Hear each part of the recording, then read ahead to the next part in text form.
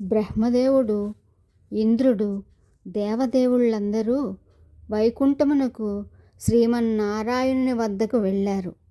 అప్పుడు శ్రీమన్నారాయణుడు వారికి కుశల ప్రశ్నలు వేసి భయపడవద్దు అని చెప్పి వారికి ఒక ఉపాయాన్ని ఉపదేశించాడు.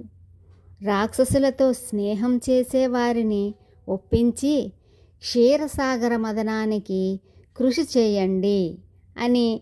ఆ ప్రకారము సురాసురులు ఒక్కటై మందర పర్వతాన్ని కవ్వముగాను, వాసుకి అనే పాముని త్రాడుగాను, పాలసముద్రాన్ని మదించడం మొదలుపెట్టారు.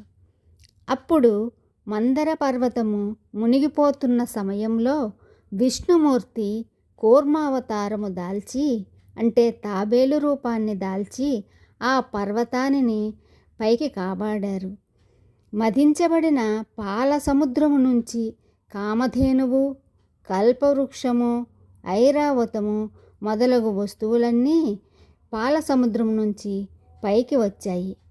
ఆ వెంట గరళము వచ్చింది.